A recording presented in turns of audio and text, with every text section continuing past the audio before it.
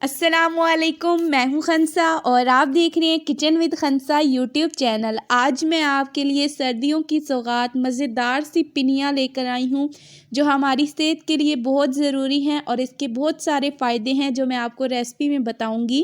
खालिस देसी घी में हम इनको तैयार करेंगे, बहुत ही नरम और बहुत ही मज़ेदार सी पिनियाँ। तो चलिए आइए रेसिपी स्टार्ट करते हैं। सबसे पहले एक कढ़ाई के अंदर 2 टेबलस्पून देसी घी शामिल करेंगे। अब इसके अंदर 500 ग्राम हम अखरोट शामिल करेंगे, 250 ग्राम बादाम शामिल करेंगे, 150 ग्राम पिस्ता, 100 ग्राम काजू। ड्राई फ्रूट्स को आप अपनी मर्ज़ी के मुताबिक कम या ज़्यादा कर सकते हैं। मैं ज़्यादा मिक़दार में बना रही हूँ, उसी के लिहाज से मेजरमेंट रखूँगी। अगर आप थोड़ी मिक़दार में बना रहे हैं तो मेजरमेंट को कम कर सकते हैं। 2 से 3 मिनट के लिए हल्की आंच पे अब आपने इनको फ्राई करना है। ये लाजमी प्रोसेस है, इसमें जो भी चीज़ें हम इस्तेमाल करेंगे उन सब को हमने फ्राई करना है। तो चलिए इनको मैंने फ्राई कर ली है। अब एक प्लेट में निकालेंगे। इसी कढ़ाई के अंदर 1 टेबलस्पून देसी घी फिर शामिल करेंगे। अब यहाँ पर मेरे पास 250 ग्राम फूल मखाने हैं, उनको भी हम इसी तरह फ्राई करेंगे। हल्का सा जब इनका कलर चेंज होगा तो इनको प्लेट में निकालेंगे। आप चीज़ों की मिक़दार को कम या ज़्यादा कर सकते हैं, लेकिन ये सारी चीज़ें ज़रूर शामिल करिएगा। हर एक चीज़ के बहुत सारे फ़वाइद हैं। देखिए अब हम इसको भी प्लेट में निकाल लेंगे। अब कढ़ाई के अंदर 1 टेबलस्पून घी शामिल करेंगे, 100 ग्राम चने शामिल करेंगे जो बाज़ार से आप लेकर खाते हैं, 100 ग्राम चार मगज़ यानी मेलन सीड्स शामिल करेंगे। इसको भी 1 से 2 मिनट के लिए हल्की आंच पे फ्राई करेंगे। मेलन सीड दिमाग की कमज़ोरी को ख़त्म करते हैं। इनको भी फ्राई करने के बाद एक प्लेट में निकालेंगे। अब यहाँ पे 500 ग्राम मेरे पास कुटी हुई सौंफ है जिसको हमने पाउडर बनाया हुआ है। अच्छे से इसके छिलके हमने उतार लिए थे। इसको भी हम 3 से 4 मिनट के लिए हल्की आंच पे रोस्ट करेंगे। और सौंफ बहुत फ़ायदेमंद है, आप बच्चों को दूध में भी डाल के दिया करें, इससे उनकी नज़र बहुत तेज़ होगी और ये उनके दिमाग के लिए बहुत अच्छी होगी। जिन बच्चों का हाफ़ज़ा बहुत कमज़ोर है आप उन्हें ये ज़रूर खिलाया करें। सौंफ को भी हमने फ्राई कर लिया है। अब हम 400 ग्राम क्रश कोकोनट लेंगे, उसको 3 से 4 मिनट के लिए हल्की आंच पे फ्राई करेंगे। कोकोनट के बेशुमार फ़वाइद हैं। सबसे अहम ये है कि कमर दर्द नहीं होने देता, कमर दर्द के लिए बहुत ज़्यादा मुफीद है, आप ज़रूर ये इस्तेमाल किया करें। कोकोनट भी फ्राई हमने कर लिया है। अब कढ़ाई के अंदर 2 टेबलस्पून घी शामिल करेंगे और अब हमने किक्कर की चीड़ को फ्राई करना है। आप फुला की चीड़ भी ले सकते हैं, लेकिन आपने इस रेसिपी में चीड़ का इस्तेमाल लाजमी करना है। जब तक इसमें चीड़ का इस्तेमाल नहीं होगा पिनियों में ना वो टेस्ट आएगा और ना ही आपकी पिनियाँ सही तैयार होंगी। ये क्रिस्टल की तरह दाने होते हैं और आपने इनको इतना फ्राई करना है जब तक ये अच्छे से फूल ना जाए। इसको फ्राई करते हुए आपने बिल्कुल भी गलती नहीं करनी। अगर ये क्रिस्टल की तरह दाने रह गए तो लड्डू खाते हुए बिल्कुल भी अच्छे नहीं लगेंगे और आपको इरिटेट करेंगे। देखिए इस तरह ये फूली हुई होनी चाहिए। 250 ग्राम मैंने किक्कर की चीड़ ली है, सारी चीड़ को हम इसी तरह फ्राई करेंगे। ये जोड़ों के दर्द के लिए बहुत मुफीद है। आपने इस रेसिपी में ये सारी चीज़ों का इस्तेमाल करना है जिनके बेशुमार फ़वाइद हैं। तो जब ये सारी चीज़ें पिनियों में शामिल होंगी तो आपको बहुत ज़्यादा फ़ायदे देंगी। अब हम एक बड़ी परात लेंगे, फ्राई की हुई सारी चीज़ें उसके अंदर शामिल करेंगे। जितने भी हमने नट्स फ्राई किए हैं वो भी शामिल करेंगे और इनको अब हम अच्छे तरीके से कूट लेंगे। ये इस चमचे के साथ हम इसको कूटेंगे। आप इसको ग्राइंड भी कर सकते हैं, लेकिन मैं इसको थोड़ा सा दरदरा सा रखूँगी। जब आप इसको मशीन में करते हैं तो बहुत पाउडर बन जाता है, मैंने इसको थोड़ा सा दरदरा रखा है।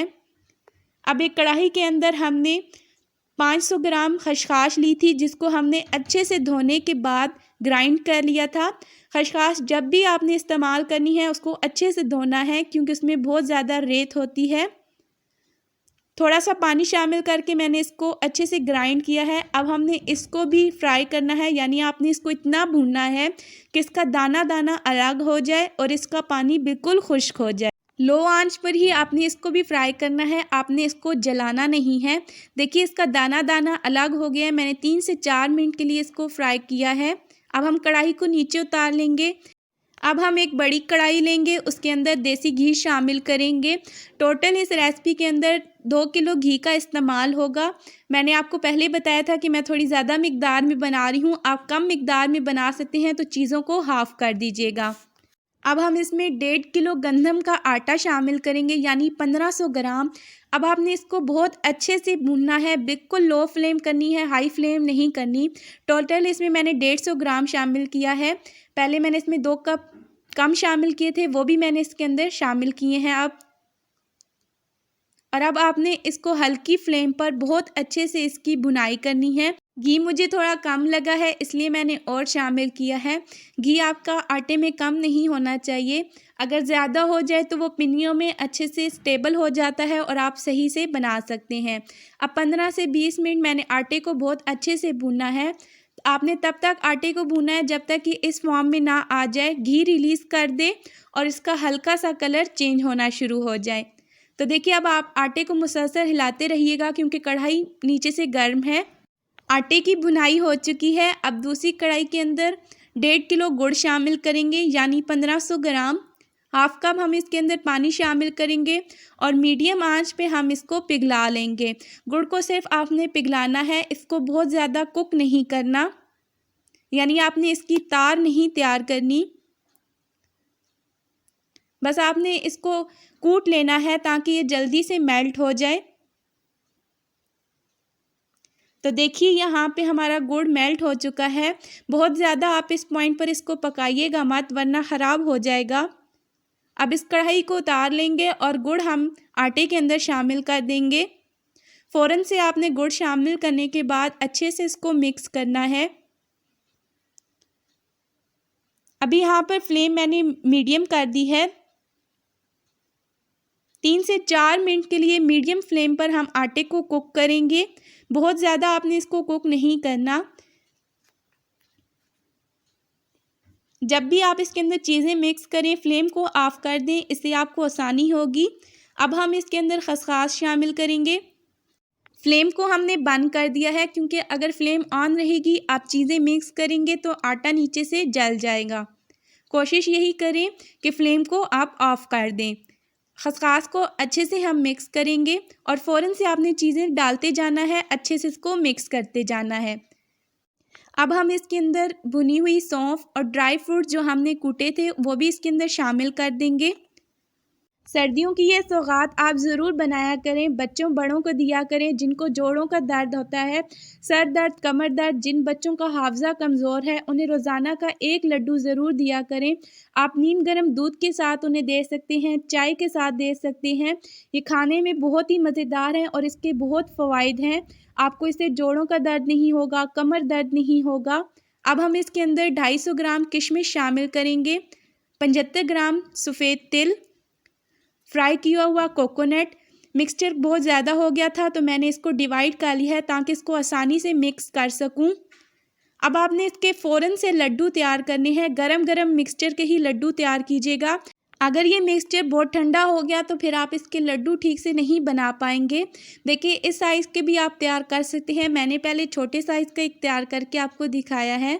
अब थोड़ा सा हम दरमियाने साइज़ का तैयार करेंगे। मैं इसी साइज़ के सारे लड्डू तैयार करूँगी, आप स्मॉल साइज़ के भी तैयार कर सकते हैं। जिस तरह आपके बच्चे खाना पसंद करते हैं, अगर वो बहुत छोटी पिन्नी खाना पसंद करते हैं तो आप साइज़ को स्मॉल रखें ताकि वो आसानी से खा सकें। तो देखिए, हमने सारे लड्डू तैयार कर लिए हैं और ये काफ़ी हद तक हमने तैयार की हैं। आप इनको ज़्यादा मिक़दार में बना सकते हैं और बहुत ही टाइम के लिए स्टोर भी कर सकते हैं। तो देखिए, बहुत ही नरम, बहुत ही मज़ेदार सी पिन्नियाँ तैयार हो चुकी हैं। अगर रेसिपी अच्छी लगती है, लाइक करें, शेयर करें, चैनल को सब्सक्राइब करते जाइएगा। अपनी दुआओं में याद रखें। अल्लाह हाफ़िज़।